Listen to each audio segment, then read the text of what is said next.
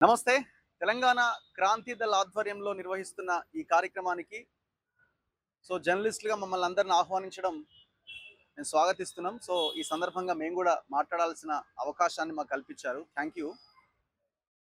నేను కూడా జంతర్ మంతర్ దగ్గర జరిగిన ఆ ధర్నాలో విద్యార్థులు చేసిన పోరాటంలో లాస్ట్ వన్ డే నేను కూడా అక్కడ ఉండడం జరిగింది. అక్కడ నాకు అనిపించింది ఇంత అద్భుతమైన పోరాటం ఇక్కడ జరుగుతున్నది. ఈ అద్భుతమైన పోరాటాన్ని స్ఫూర్తిగా తీసుకొని రాబోయే రోజుల్లో తెలంగాణలో కూడా ఒక బలమైన పోరాటం జరగాల్సిన అవసరాన్ని నేను గుర్తించిన.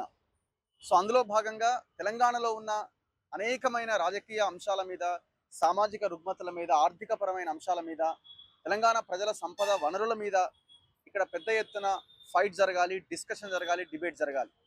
అందులో భాగంగా మేము మాట్లాడుకున్నప్పుడు జంతర్ మంతర్ దగ్గర జరిగిన పోరాటాన్ని మనం తెలంగాణకి ఎట్లా అన్వయించుకొని ఏ రకంగా మనం ఫైట్ చేస్తూ ముందుకు తీసుకెళ్ళగలుగుతాం, ఆ స్ఫూర్తిని తెలంగాణలో ఎట్లా కొనసాగించగలుగుతాం. తెలంగాణలో స్ఫూర్తి కొత్తగా మనం తీసుకురావాల్సింది లేకపోతే ఇంకేదో చేయాల్సిన అవసరం లేదు. తెలంగాణ ఉద్యమానికి సంబంధించిన ఆ పోరాట స్ఫూర్తి ఆల్రెడీ మనకు ఉన్నది. ఈ ఈ ఈ తెలంగాణ పోరాట స్ఫూర్తి చాలు మనం ఇంకా అడుగు ముందుకేయడానికి. కాకపోతే మనకి ఇప్పుడు అదొక ఎగ్జాంపుల్ కింద కనబడుతున్నది. అంటే ఇంకా మనం తెలంగాణ వచ్చింది అయిపోయింది అని కాకుండా ఇంకా పోరాటం చేయాల్సిన అవసరం ఉంది అని మనం ఇంకా గుర్తించాలి. ఇప్పుడు తెలంగాణలో మనం ప్రధానంగా ఫోకస్ చేయాల్సింది రాబోయే రోజుల్లో తెలంగాణ క్రాంతి దళ్ కానీ ఇంకా సంఘాలకి మాలాంటి వాళ్ళని చెప్తున్నది ఏంటంటే ఎడ్యుకేషన్ పాలసీ మీద మనం కొట్లాడాలి. స్టార్ట్ చేయాలి. Ban Sri Chaitanya Narayana, hashtag ban Narayana Sri Chaitanya. ఈ క్యాంపెయిన్ మనం బలంగా ముందుకు తీసుకెళ్ళాలి. ప్రైవేట్ ఇన్స్టిట్యూషన్స్ చేతిలో కాదు తెలంగాణ విద్యా వ్యవస్థ ఉండాల్సింది. ప్రభుత్వ రంగంగా విద్యా వ్యవస్థ ఉండాలి. ఉన్నట్టుగానే కనబడుతుంది టెక్నికల్గా, చట్టం ప్రకారంగా. కానీ టోటల్గా కార్పొరేట్ మాఫియా చేతుల్లో ఉన్నది. ఆ తెలంగాణలో ఇంకా విపరీతంగా ఉన్నది. Hyderabad education hub, medical hub అంటే నిజంగానే హబ్బు. దేనికి హబ్బు అంటే ప్రైవేట్ మాఫియాకి, ఈ కార్పొరేట్ల హబ్గా మారిపోయింది. కాబట్టి దీన్ని ప్రభుత్వ రంగంలోకి తీసుకురావాల్సిన అవసరం ఉంది. దానికోసం పెద్ద ఫైట్ జరగాల. ఈ ఫైట్ జరగాలంటే ఎక్కడి నుంచి స్టార్ట్ అవ్వాలి? లీడర్ల నుంచి స్టార్ట్ అవ్వాలంటే అది కుదరని పని. ప్రజల దగ్గర నుంచే స్టార్ట్ కావాలి. అందుకే జంతర్ మంతర్ దగ్గర జరిగిన లాంటి పోరాటం ఇక్కడ కూడా జరగాలి. అందుకు నాయకత్వం కావాలి, యువత ముందుకు రావాలి, బలంగా ముందుకొచ్చి ఈ ఎడ్యుకేషన్ పాలసీ మీద మనం కొట్లాడాల్సిన అవసరం ఉన్నది. లేకపోతే మనకి ఈ విద్య అనేది మనకు అందకుండా పోతుంది. జనరేషన్స్ ఆగమయ్యే పరిస్థితి ఉన్నది. లక్షలు ఖర్చు పెడితే తప్ప ఇవాళ ఎడ్యుకేషన్ లేదు. రాష్ట్ర ప్రభుత్వం చాలా గొప్పలు చెప్తున్నది, కానీ మీరు కేటాయిస్తున్న బడ్జెట్ ఎంత అంటే 8%కి మించట్లేదు. కేంద్రంలో సేమ్ అంతే ఉంది. ప్రపంచంలో ఏ దేశము ఖర్చు పెట్టని అత్యంత తక్కువ బడ్జెట్ కేంద్రంలో మన భారత ప్రభుత్వం ఖర్చు పెడుతున్నది. 2.5% ఆర్ సంథింగ్. తెలంగాణకు వచ్చేసరికి అదే 6-7% మించి ఖర్చు పెట్టట్లేదు. తెలంగాణ వచ్చిన తర్వాత ఇంకా భయంకరంగా తయారైంది. మళ్ళీ పేరుకి ఇంటిగ్రేటెడ్ స్కూల్ అంటారు, టీపీఎస్లు అంటారు, ఇంకోటి అంటారు. ఎట్లా కడతారు? ఎక్కడి నుంచి వస్తాయి డబ్బులు? మీరు బడ్జెట్ కేటాయిస్తే కదా.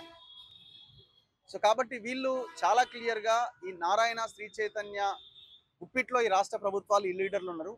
వీళ్ళ గుప్పిట్ల నుంచి బయటకు రావాలంటే ఈ విద్య అనే అంశం ఎలక్షన్ ఎజెండా కింద మారాలి. ఎవరు మార్చాలి? ప్రజలు మార్చాలి. కాబట్టి ప్రజలను ఆ దిశగా మార్చడానికి మనం బలమైన పోరాటం చేయాలి. ఆ పోరాటం జరిగినప్పుడే ఈ ఎడ్యుకేషన్ పాలసీ అనేది ఒకటి రెడీ అవుతుంది. అండ్ సేమ్ హెల్త్ సెక్టార్, ఎక్కడెక్కడి నుంచో ప్రపంచ నలుమూలల నుంచి హైదరాబాద్కి వైద్యం కోసం వస్తుంటారని అంటారు. ఎక్కడికి వస్తారు? అపోలోకో, యశోదకో, లేకపోతే ఇంకా ఏఏజీ హాస్పిటల్కి ట్రీట్మెంట్ కోసం వస్తుంటారు. అదొక ప్రైవేట్ మాఫియా. గాంధీ, ఉస్మానియా, ఇంకా ఏ ఆసుపత్రి, నీలోఫర్ దగ్గర నుంచి ఏ ఆసుపత్రి తీసుకున్నా ఏ రకమైన సిచ్యువేషన్లో ఉన్నాయి? మీ గ్రామంలో, మీ మండలాల్లో, మీ జిల్లాల్లో ఉన్న పిహెచ్సిలు కానీ, మండల ఏరియా ఆసుపత్రులు కానీ, జిల్లా ఏరియా హాస్పిటల్స్ కానీ ఏ పరిస్థితిలో ఉన్నాయి? కనీసం మెడిసిన్స్ కూడా అందుబాటులో లేవు కదా. కాబట్టి ఈ ఎడ్యుకేషన్ అండ్ హెల్త్ మీద ఫోకస్ చేయాలి. ఉద్యోగాల మీద ఫోకస్ చేయాలి. ఎక్కడో బీహార్ నుంచి, యూపీ నుంచి వలస వచ్చి 100 కిలోమీటర్లు పోయి ఎందుకు కార్మికులుగా పనిచేస్తున్నారు? కాబట్టి ఈ సిచ్యువేషన్ మారకపోతే, ఇది ఎలక్షన్ ఎజెండా కాకపోతే భవిష్యత్ మారదు. కేవలం ఒక పోరాటం చేసినాం, దాని నుంచి ఆయన ఒకరు రిజైన్ చేసినంటే కుదరదు అది. దాన్ని స్ఫూర్తిగా తీసుకొని ఈ అన్ని అంశాల మీద కొట్లాడినప్పుడు మాత్రమే మార్పు అనేది సాధ్యమవుతుంది. పర్టికులర్గా తెలంగాణలో అద్భుతమైన హైదరాబాద్ లాంటి ఆర్థిక ఆదాయం వనరుగా ఉన్నటువంటి హైదరాబాద్ ఉన్న మనకి మిగతా ప్రాంతాలకు కూడా అవకాశం లేదు. మనకు అవకాశం ఉంది, కానీ దీన్ని కూడా మనం వాడుకోలేకపోతున్నాం. కాబట్టి ఒక బలమైన పోరాటం జరగాలి, ఆ దిశగా ప్రయత్నం జరగాలి. సో తెలంగాణ క్రాంతి దళ్ మీరు ఈ పోరాటాన్ని ఇంకా బలంగా ముందుకు తీసుకెళ్లాల్సిన అవసరం ఉన్నది. అది పొలిటికల్ పార్టీ పెడతారా, లేకపోతే సంఘంగా ముందుకు తీసుకెళ్తారా అన్నది అతి త్వరగా మీరు డిసైడ్ చేస్తే సమాజం మీ వైపు రావడానికి అవకాశం ఉంటుంది.